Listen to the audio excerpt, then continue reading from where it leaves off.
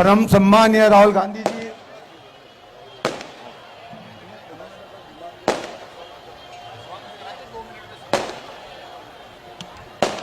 राहुल गांधी जी हमारे बीच में पधार चुके हैं। मैं तहे दिल से हमारी जो परंपरा है अतिथि देवो भव, उसके अनुरूप हमारे लोकप्रिय मुख्यमंत्री सम्मानीय अशोक जी गहलोत साहब, सम्मानीय प्रदेश अध्यक्ष जी डोटासरा जी और सम्मानीय मंच के ओर से और यहां उपस्थित हजारों की तादाद में जन सैलाब की ओर से उनका बहुत बहुत अभिनंदन, बहुत बहुत स्वागत। मैं इस मौके पर हमारे जिला कांग्रेस कमेटी के जिला अध्यक्ष सम्मानीय वीरेंद्र जी गुर्जर और हमारे यहाँ के वरिष्ठ नेता पूर्व विधायक सम्मानीय मोहन जी राठौर से मैं निवेदन करूंगा कि वो हमारे युवा नेता परम सम्मानीय राहुल गांधी जी का हार्दिक अभिनंदन, हार्दिक स्वागत करें।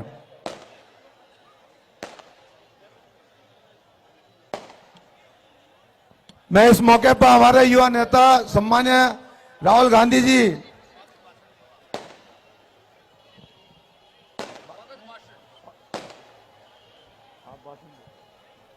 वीरेंद्र जी, मान्य,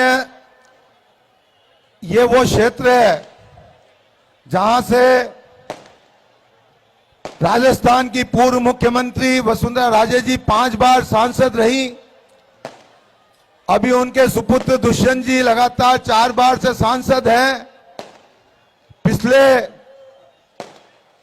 2 टर्मों से हमारे कांग्रेस के कोई विधायक नहीं है, लेकिन आज उसके बावजूद जो हजारों की तादाद में जन सैलाब आपके लिए जो उमड़ा है, वो इस बात का प्रतीक है कि आज आप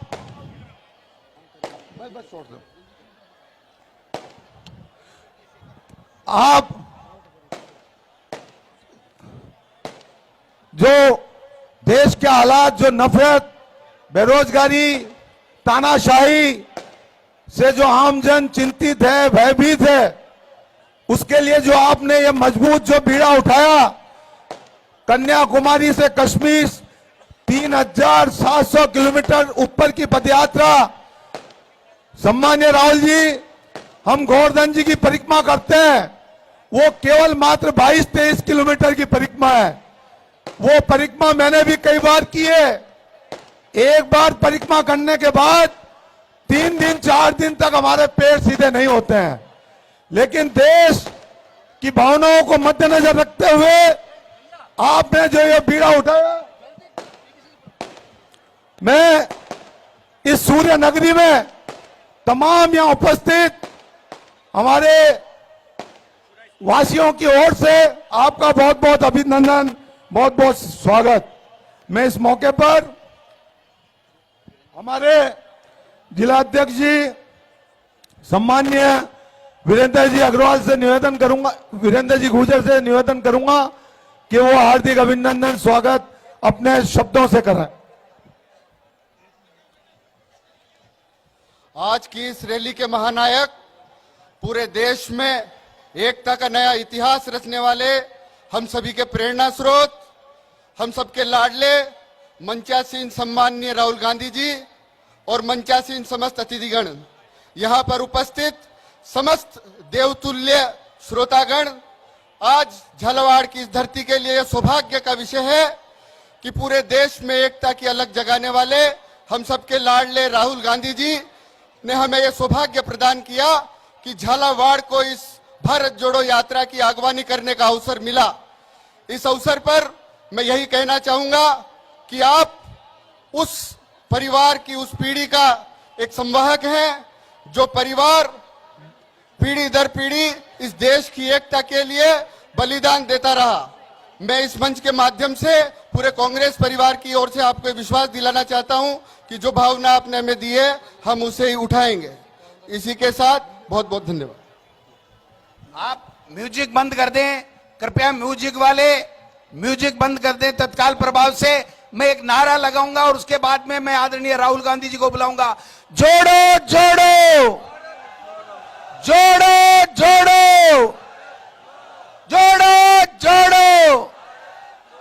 परम आदरणीय राहुल गांधी जी से आग्रह करूंगा कि वो आए और इस जनसमूह को संबोधित करें। आदरणीय राहुल गांधी।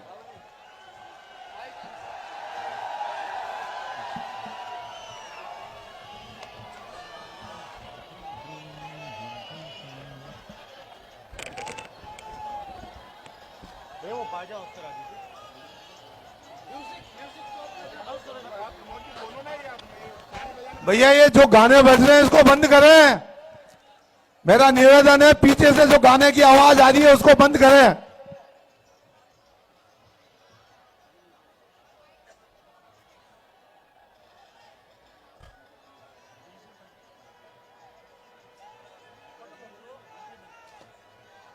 ये जो पीछे डीजे बज रहा है, जो डीजे बज रहा है उस डीजे को बंद करो। राहुल जी बोलेंगे, संबोधित करेंगे, डीजे वाले डीजे बंद करें। मैं हमारे सब कार्यकर्ताओं से कहूंगा, सेवा दल वालों से डीजे बंद कर दें और ये नाच गाने का प्रोग्राम बंद कर दें। डीजे बंद करो, पीछे डीजे। अशोक गहलोत जी, वेणुगोपाल जी, स्टेज पे कांग्रेस पार्टी के सब वरिष्ठ नेता, कांग्रेस पार्टी के हमारे कार्यकर्ता, भाइयों और बहनों, आप सबका यहां बहुत बहुत स्वागत। रात को आप मेरी बात सुनने आए, इसके लिए दिल से मैं आपका धन्यवाद करता हूं।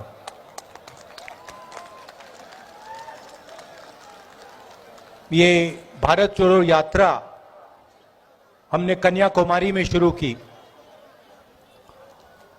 और अब ये राजस्थान से दिल्ली होकर श्रीनगर तक जाएगी और श्रीनगर में हम अपना तिरंगा, प्यारा तिरंगा लहराएंगे।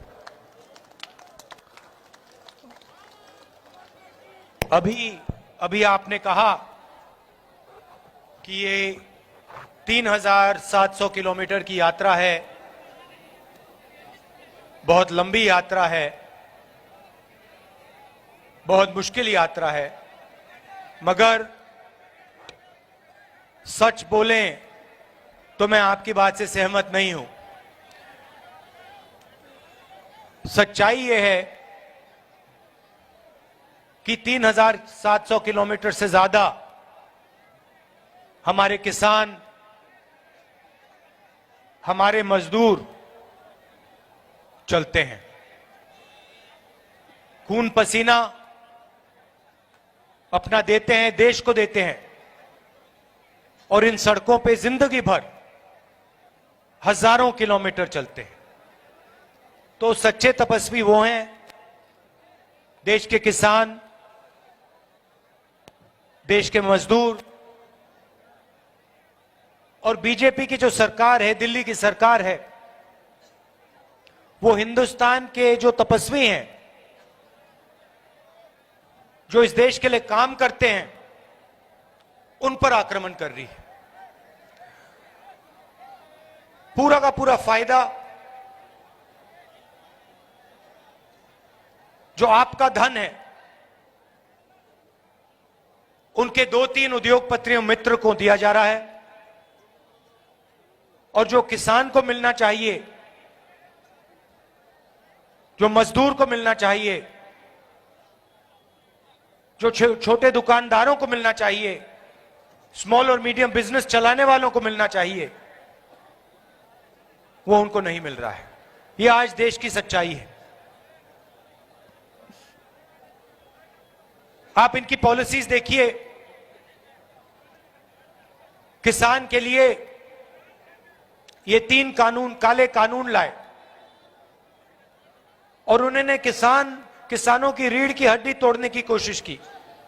प्रधानमंत्री जी ने कहा कि ये कानून किसानों के फायदे के लिए है।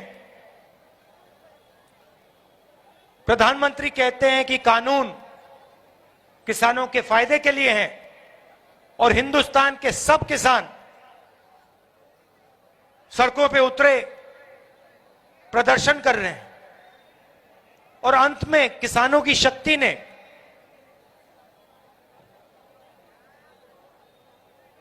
किसानों की हिम्मत ने काले कानूनों को रद्द किया और प्रधानमंत्री को पीछे हटना पड़ा। ये छोटा काम नहीं है। 1 साल लगे,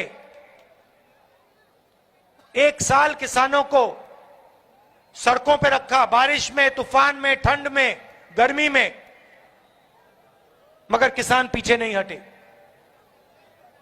वही जो किसानों के साथ करने की कोशिश की, वही हर रोज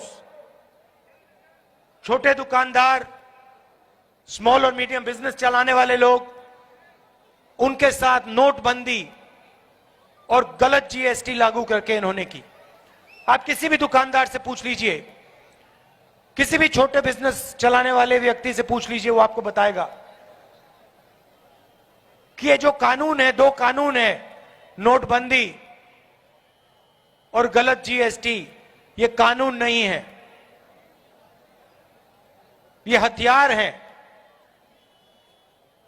ये गरीबों को चोट पहुंचाने के, छोटे बिजनेस वालों को, स्मॉल और मीडियम वाले बिजनेस वालों को चोट पहुंचाने के हथियार हैं और इनका लक्ष्य हिंदुस्तान के अरबपतियों का फायदा करवाना और जो आपका है, छोटे दुकानदारों का है, स्मॉल और मीडियम बिजनेस वालों का है, वो उनसे छीनकर हिंदुस्तान के सबसे बड़े उद्योगपतियों को दिलवाने का है। नतीजा क्या हुआ? भाइयों और बहनों, रोजगार बड़े उद्योगपति नहीं देते।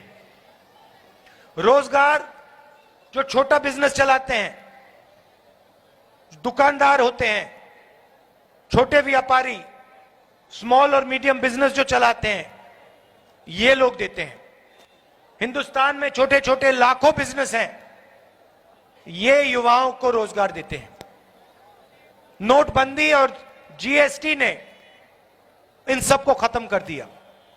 नतीजा यह हुआ कि आज हिंदुस्तान अपने युवाओं को रोजगार नहीं दे सकता।